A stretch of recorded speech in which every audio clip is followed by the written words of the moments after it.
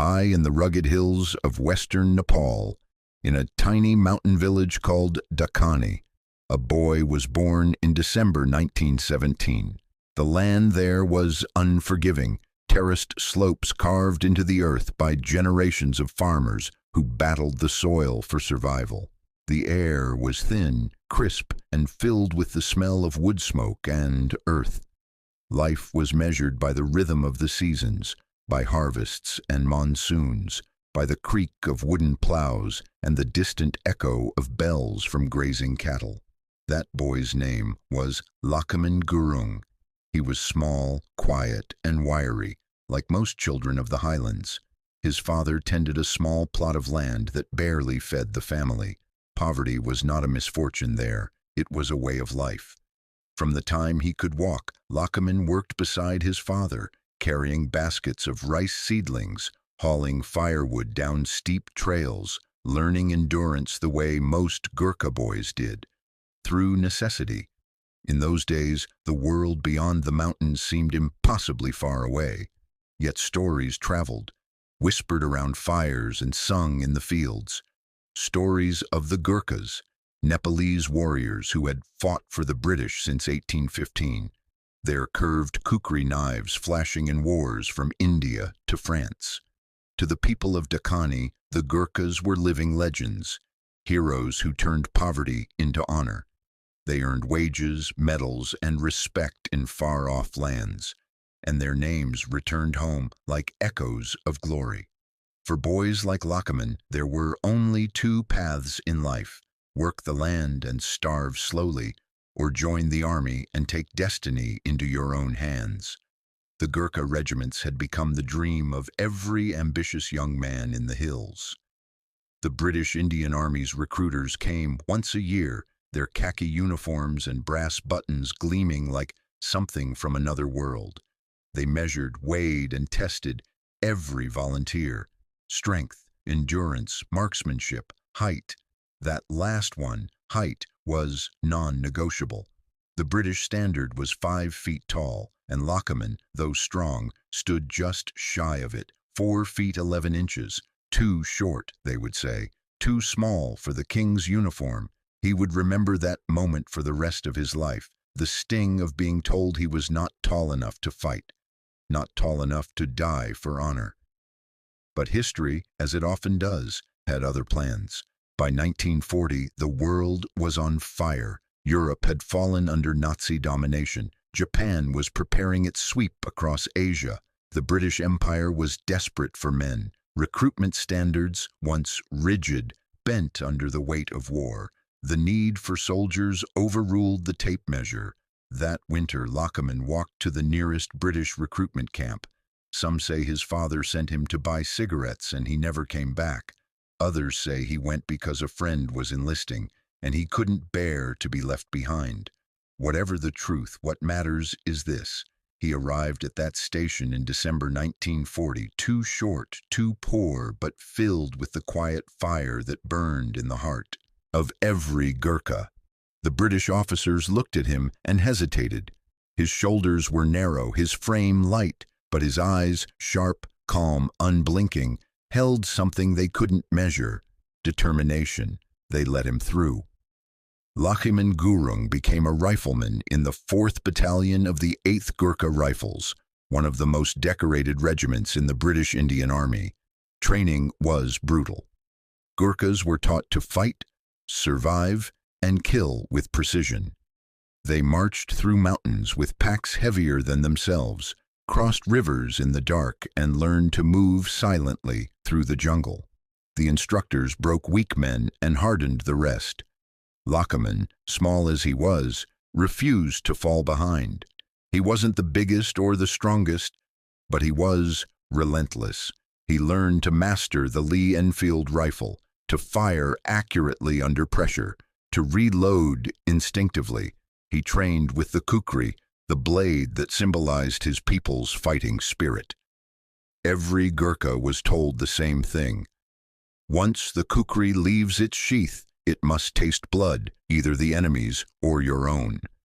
Discipline, loyalty, and courage were drilled into every recruit until they were not just rules, they were instinct. The Gurkha code was simple: better to die than be a coward. By the time he completed training, the world had changed. The Japanese had swept through Malaya, captured Singapore, and driven the British out of Burma. The jungles of Southeast Asia had become a new kind of hell, and that is where Rifleman Lachhiman Gurung was sent, to the steaming, disease-ridden jungles of Burma, where men vanished into the mist, and where courage alone determined who would live to see another dawn. In 1944, the 4th Battalion of the 8th Gurkha Rifles joined the fight against the Imperial Japanese Army. They would face one of the most disciplined and ruthless enemies in the world, soldiers who believed surrender was dishonor and death was victory. For the Gurkhas, it was the perfect opponent. In that crucible of mud, monsoon, and terror, the legend of Lachhiman Gurung was waiting to be written. Part 2, the Burma Campaign. Before we continue, can you please let us know in the comments if you or your parents or grandparents have been part of World War II. By 1944, the British Empire was bleeding in the east. The Japanese army, hardened by years of conquest, had stormed through Malaya and Burma, sweeping aside colonial defenses with brutal efficiency. The fall of Singapore had been a humiliation, and the jungles of Burma became a graveyard for empires. The Allied forces regrouped, battered but unbroken. Among them were men whose courage had already become legend, the Gurkhas of Nepal. Compact, disciplined, and relentless, they had fought from the hills of Gallipoli to the deserts of North Africa. Now, in Burma's choking jungles, they faced a new kind of warfare. One fought not in open fields or trenches, but in shadows and silence. The Japanese called them Kukri devils. They were right to be afraid. Lachhiman Gurung, now 26 years old, marched with the 4th Battalion, 8th Gurkha Rifles, part of the 43rd Indian Infantry Brigade under the 17th Indian Division. They were veterans of mountain warfare, but Burma tested even them. The jungle was alive, thick with insects, leeches, snakes, and the ever-present stench of decay. The monsoon rains turned trails into rivers of mud. Malaria stalked every camp, and food was often short. But the Gurkhas adapted. They moved like ghosts through the foliage, silent and sure-footed, their senses tuned to every sound. The campaign's purpose was clear: to push the Japanese out of Burma and reopen the Burma Road, the vital supply line to China. But the Japanese did not retreat easily. They were masters of infiltration, surrounding units under cover of darkness, cutting supply lines and striking with sudden, merciless ferocity. For months, Gurung's battalion fought a relentless series of skirmishes along the Irrawaddy River, clearing villages and ridges one by one. Battles were fought at close quarters, ambushes, hand-to-hand fighting, bayonet charges through smoke and rain. Men who survived spoke of nights lit only by the flash of muzzle fire and the gleam of kukris in the dark. By early 1945, the tide had begun to turn. The British 14th Army, the so-called Forgotten Army, pushed the Japanese into retreat. Yet victory in Burma was never certain. The Japanese fought with suicidal resolve, and each hill, each river crossing became a brutal contest of willpower. In April, orders came for the 4th 8th Gurkhas to secure a cluster of villages near the Tongda Ridge, along the west bank of the Irrawaddy. Intelligence reports warned that Japanese forces, remnants of the 51st Regiment, were entrenched in the area.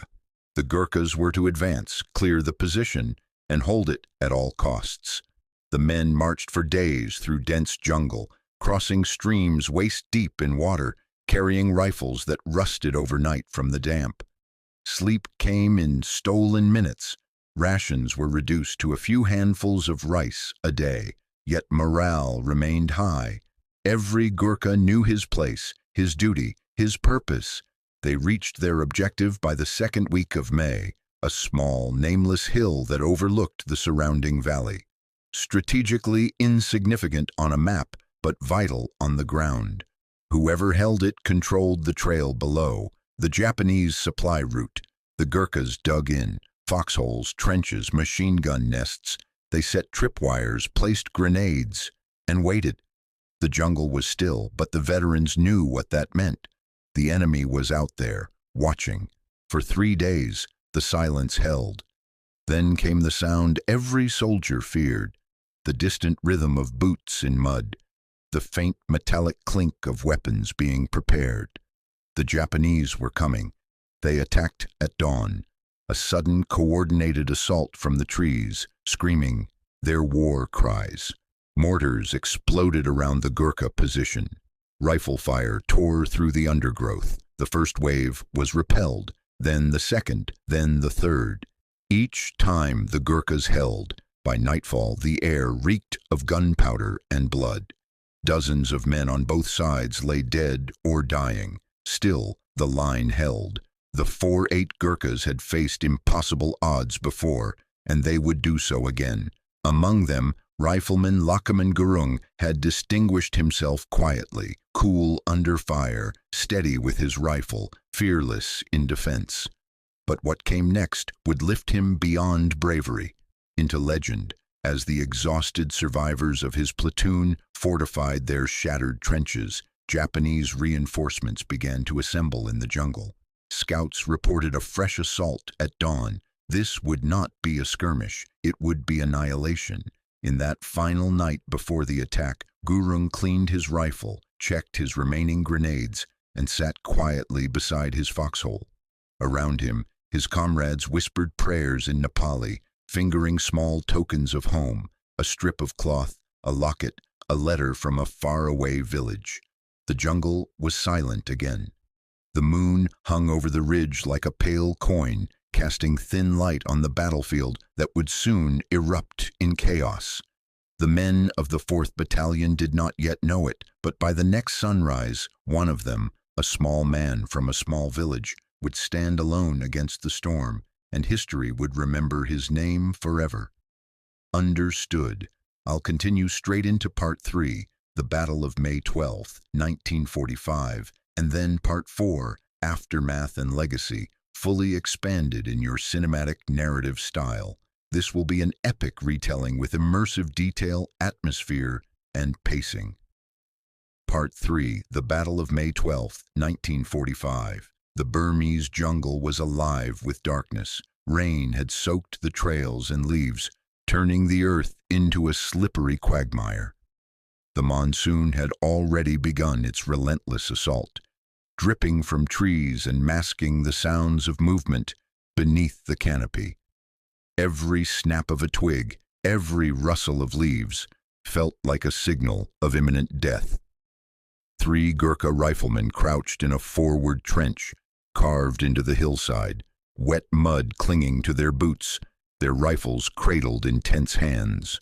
Among them was Lachhiman Gurung, 27, small in stature but unyielding in spirit. His Lee Enfield rifle felt heavier than usual in his hands, yet it was an extension of his will. The perimeter he defended was the first line of the British defensive network. If it fell, the Japanese could roll up the flank, leaving 2 companies trapped in a killing field. The jungle seemed to breathe. Every sound, water dripping, distant animal cries, the soft whisper of wind was magnified in the stillness. Then came the telltale noises, leaves crushed under countless feet, the metallic whisper of grenades being primed, the low murmur of hundreds of voices. Intelligence had underestimated the enemy's numbers. Over 200 Japanese soldiers were approaching, moving silently through the undergrowth toward the trench. Gurung's heartbeat steadied. His training told him what to do, but instinct took over. He watched as the first grenade arced through the darkness and landed near the trench. Without hesitation, he scooped it up and hurled it back. The explosion lit up the jungle for a brief instant, revealing dozens of figures charging through the rain-drenched foliage. Another grenade fell into the trench. He threw it back, detonating it mid-air, the flash illuminating the eyes of attackers mere yards away. Then came the third. It landed at his feet before he could react. The blast tore through his right hand, shredding fingers, and sent a wave of pain searing through his body. Shrapnel ripped his face, destroying his right eye, while burns licked across his arm, chest, and legs. For a moment the world narrowed to agony. The other two men in the trench were badly wounded by the same explosion. Around him the Japanese charge pressed forward, screams and gunfire filling the suffocating darkness. Yet Lachhiman Gurung did not falter. Ignoring instinct, ignoring pain, he adjusted the rifle to his left hand, bracing it against his hip. Every motion he had ever trained for became instinct. He worked the bolt with his left hand, aimed with his one remaining eye, and fired. Shadows fell, figures collapsed, and the jungle itself seemed to recoil at the force of his defiance. The attack came in waves, relentless. Gurung held that forward position alone, turning the trench into a fortress of willpower. The rain turned to sheets, drenching him to the bone, but he continued. Each reload was a struggle, each breath a conscious act of survival. He fired, reloaded, fired again, shouting in Nepali, calling the attackers to face a Gurkha who would not die. Hours passed, though the night felt eternal. The Japanese tried flanking maneuvers, creeping along narrow jungle paths, attempting to bring their overwhelming numbers to bear. Gurung shifted fire, adapting with precision that defied the chaos surrounding him. Each enemy who fell became a small buffer for the next. By the first light of dawn, the onslaught finally began to break. Exhausted, battered, and bleeding, he had held the line. 31 enemy soldiers lay in front of the trench, stopped by a single rifleman with one hand and one eye, an impossible task made real by unshakable courage. Reinforcements from his company finally surged forward. They expected to find him dead. Instead, they found him slumped in the mud, rifle in his lap, kukri at hand, every part of him marked by the night's battle, yet alive. His body was broken, his right hand gone, his right eye lost, but the defensive line remained unbroken. The Japanese attack had failed. One man had done what entire companies might have faltered to accomplish. Part 4. Aftermath and Legacy. Lachhiman Gurung was evacuated to a field hospital, the journey a blur of pain and blood loss. Surgeons worked for hours to save what they could. His right hand could not be saved. His right eye was permanently lost. Shrapnel wounds were treated, burns managed, but the scars, physical and emotional, would remain for life. The battalion returned to secure the ridge. Surveying the battlefield, Gurung's comrades counted 31 confirmed enemy dead, evidence of his heroism etched into the earth. Recommendations for the Victoria Cross were immediate. His section commander, Naik Debasing Bora, and battalion officers documented the extraordinary events, knowing that what Gurung had accomplished transcended ordinary bravery. The citation, published in the London Gazette in August 1945, described him. Rifleman Lachhiman Gurung was manning the most forward post of his platoon, which bore the brunt of an attack by at least 200 Japanese enemy. Twice he hurled back grenades which had fallen on his trench. The third exploded in his right hand, blowing off his fingers, severely wounding him in the face, body, and right leg. His two comrades were also badly wounded. Disregarding his wounds, he loaded and fired his rifle with his left hand for 4 hours, holding the position against repeated attacks. 31 enemy were killed around his position. The war ended while Gurung was still recovering. Japan surrendered and the Burma campaign concluded. Lachhiman returned to Nepal, a hero carrying the Victoria Cross, one of only 13 Gurkhas ever to receive the honor. Life after the war was difficult. Farming with one hand was arduous. The British pension was modest, but the people of Nepal revered him. Children learned his story in school. Villagers remembered the one-handed Gurkha who had stopped 200 soldiers and refused to die. He traveled to Britain in 1995 for Victoria Cross commemorations, meeting other recipients and being honored by Queen Elizabeth II. Yet he remained humble, insisting he had only done his duty. "I was a Gurkha," he said. "I did what needed doing." Gurung lived quietly in Nepal for the rest of his life, advocating for the welfare of Gurkha veterans, reminding the world of their service and courage. He passed away on December 12, 2010, at the age of 92, leaving a legacy that transcended medals. The story of a man who, through sheer will, defined the meaning of courage, duty, and honor. The battlefield where he stood has long since returned to jungle, but the story endures. In training halls, in classrooms, in museums, Gurung's stand against impossible odds teaches every new generation of Gurkhas what it truly means to fight, to persevere, and to refuse to surrender.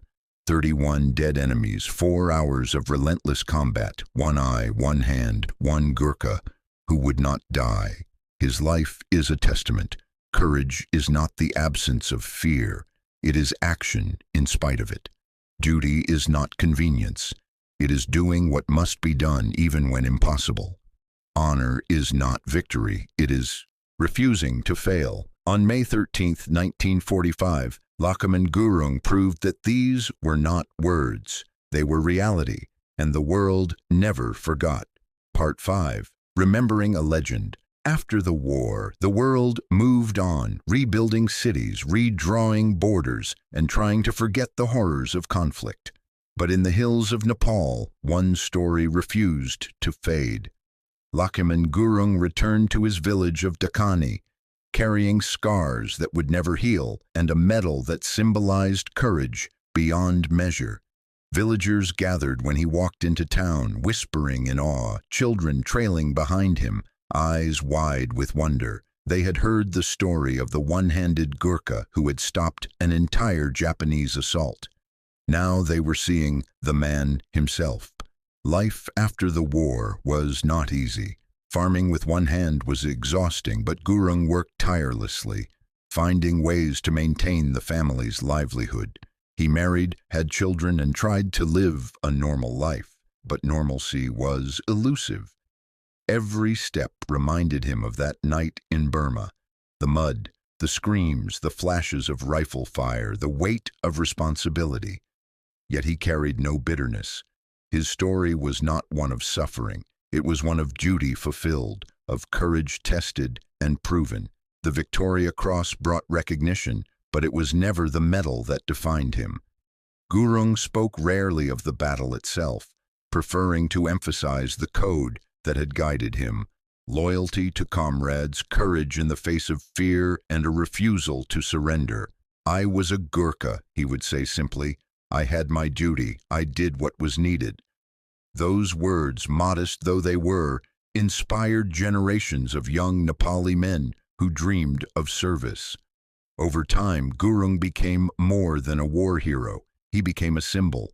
Schools taught his story, not just as history, but as a lesson in character and resilience. The Gurkha regiments incorporated his example into their training, teaching recruits that bravery is not about size or strength, but about heart and determination. Museums displayed his photograph, his uniform, and his medal, allowing visitors from around the world to witness the man behind the legend. In 1995, 50 years after the battle at Tongda, Gurung traveled to London to attend the Victoria Cross commemorations. He met other recipients, walked the halls of the Imperial War Museum, and was honored by Queen Elizabeth II. Yet even amidst the pomp and ceremony, he remained humble, quietly explaining that he had not acted alone. He had acted as a Gurkha, a soldier bound by a code older than any war. As the years passed, Gurung's health declined, yet his mind remained sharp. He became an advocate for veterans, speaking passionately about the care and respect owed to soldiers who had given everything in service. He reminded governments and civilians alike that courage and loyalty were not just words written on paper. They were lived experiences, sometimes measured in a single night of unrelenting conflict. When Lachhiman Gurung passed away on December 12, 2010, at the age of 92, the mourning was profound. Nepal and Britain both paused to honor his life. Military units held ceremonies, the streets of Dakhani filled with villagers paying respects.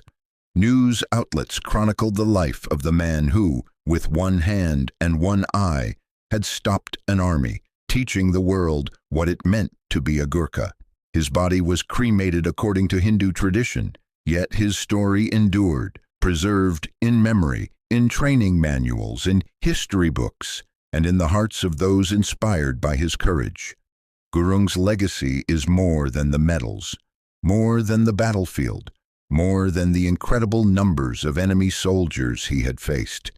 It is the enduring lesson of determination, that one person committed to duty and honor can stand against the impossible and alter the course of events.